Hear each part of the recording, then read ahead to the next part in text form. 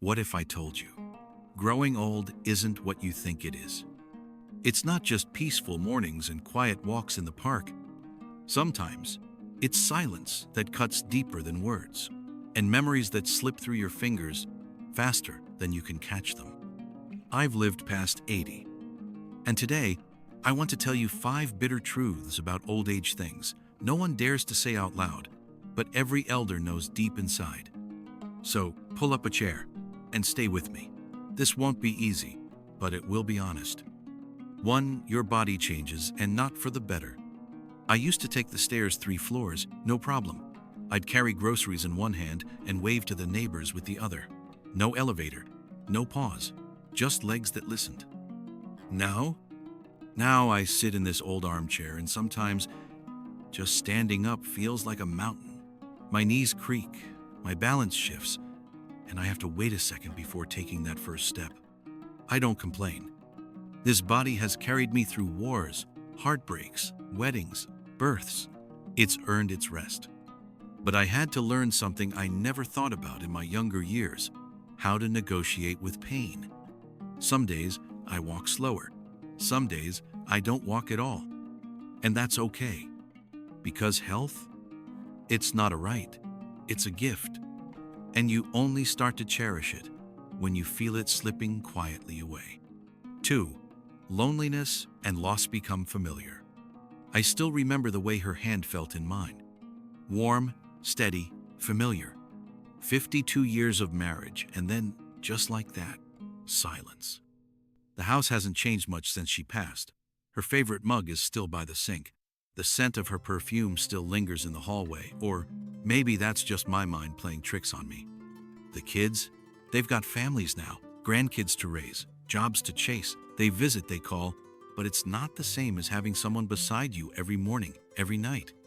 Friends, they go too, one by one. Last month, I attended a funeral. Saturday in the back, hands folded. It was quiet, too quiet. And in that moment, I realized, the older you get, the more you lose.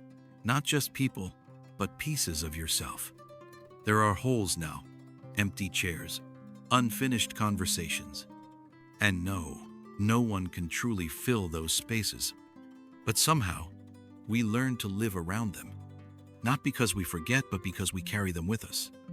Love doesn't leave. It just changes where it sits. 3.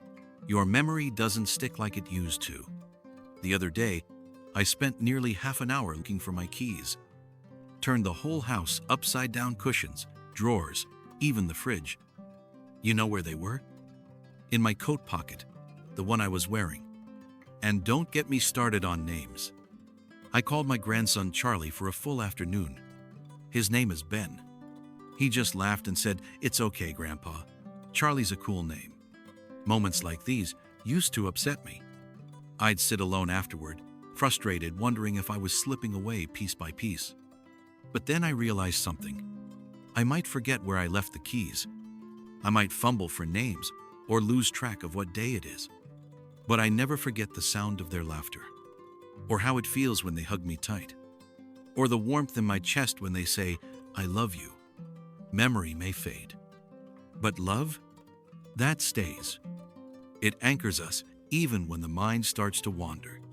4. Independence slips away. Quietly, I used to drive across states without blinking. Map on the passenger seat, coffee in the cup holder, wind in my hair. Didn't matter if it was day or night, I was in control. My hands on the wheel, my pace, my way.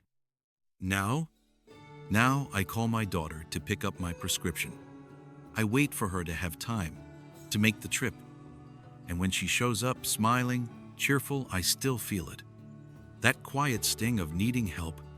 I try to act like it's nothing. "Oh, thank you, sweetheart. You didn't have to." But inside, I wrestle with it. The pride, the guilt, the sense that I'm slowly becoming extra weight. But one day, she said something I'll never forget. "Dad, you carried me for years. Let me carry you now." And that's when I understood. Letting go isn't giving up. It's making room for someone else to love you back in their own way. Stepping aside doesn't make you weak. It makes you wise enough to know we all need each other, eventually. 5. Use street art to feel invisible. I was sitting on a park bench last week. Same spot I've sat for years. Birds were chirping. Kids were playing. People walked by, some with dogs, some on their phones, some holding hands. Not one person looked my way. Not a nod, not a smile, just passed right through me, like I wasn't even there. You know, when I was younger, people listened when I spoke. My voice meant something in meetings, at the dinner table, even just chatting with neighbors.